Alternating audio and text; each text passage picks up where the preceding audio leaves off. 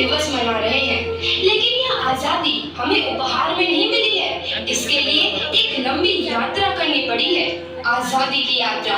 इस यात्रा में हजारों लाखों लोगों ने अपनी जान की कुर्बानी दी। 1919 जलियांवाला बाग। आज हमारी बैसाखी का दिन है, लेकिन पूरा पंजाब बैसाखी नहीं मनाएगा। हम सब बैसाखी नहीं मनाएंगे।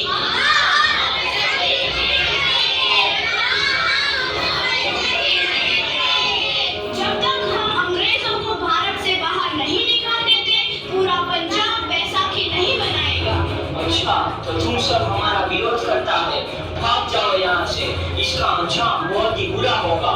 हम नहीं जाएंगे, तुम लोग जाओगे। हमें नहीं, तुमको भारत से भागना होगा। Soldiers fire!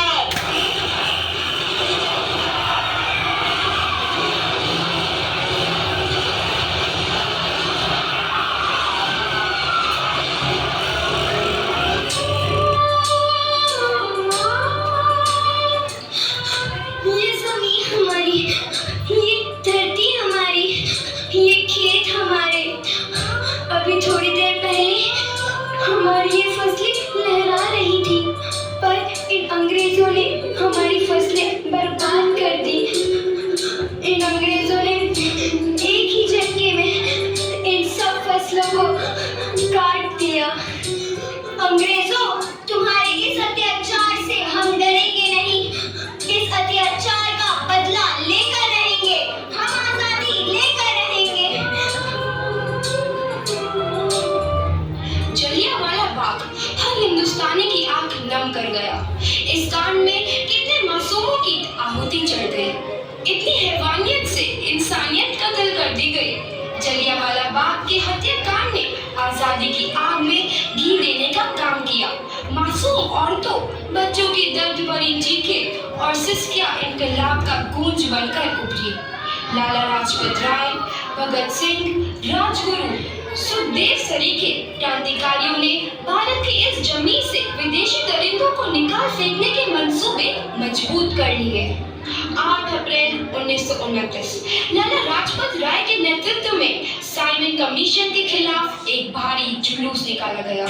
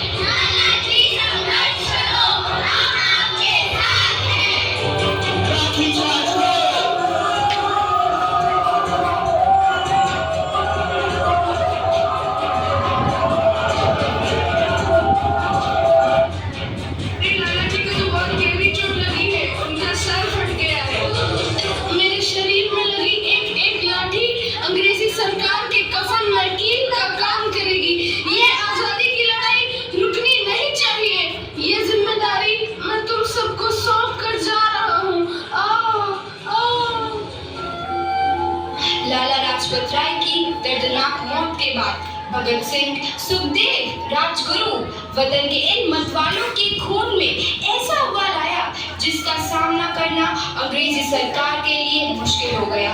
अंग्रेजों को करारा जवाब देने के लिए स्कॉट और सैंडर्स को मारने की रूपरेखा रची गई।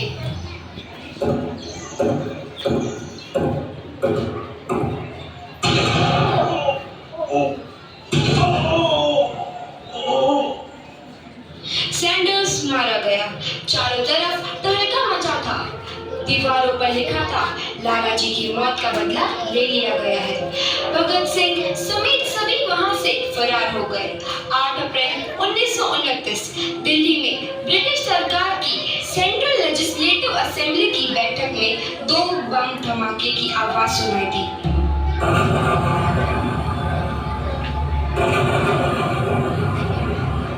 इन धमाकों ने अंग्रेजी हुकूमत को हिलाकर रख दिया।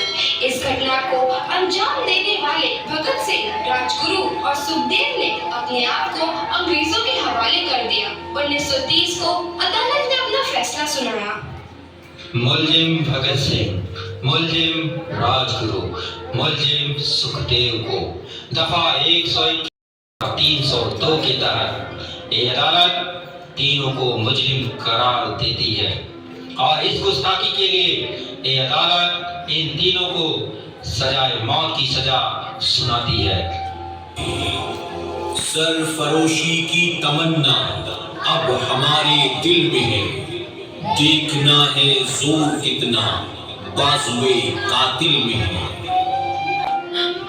पुत्र की हाल है तेरा, मैं चंगा हूँ माँ, फिक्र करने की कोई गल नहीं।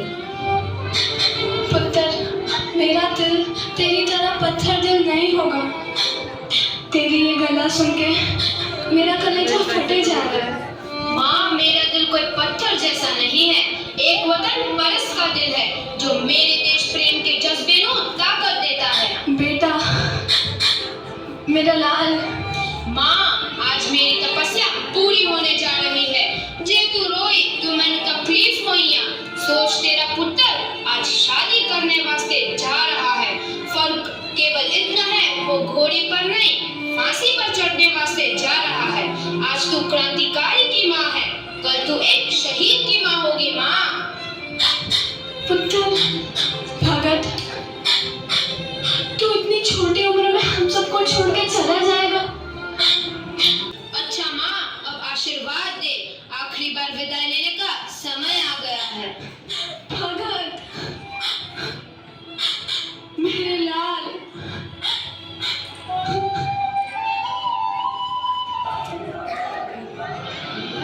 भगत सिंह, तुम्हारी कोई आखिरी ख्वाहिश? हमारे हाथ खोल दिए जाए। हम तीनों दोस्त एक दूसरे से गले मिलना चाहते हैं, उनके हाथ खोल दिए जाए।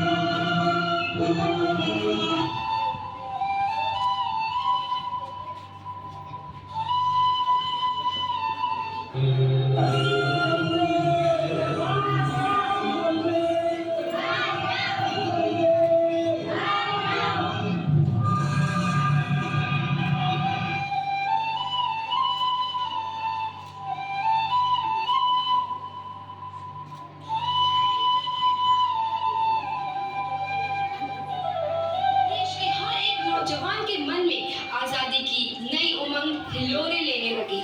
अंग्रेजों भारत छोड़ो का नारा जोर पकड़ रहा था। सबने एक आजाद भारत का सपना देखना आरंभ कर दिया था। हर कोई अपने अपने ढंग से इस महायज्ञ में अपनी आहुति दे रहा था।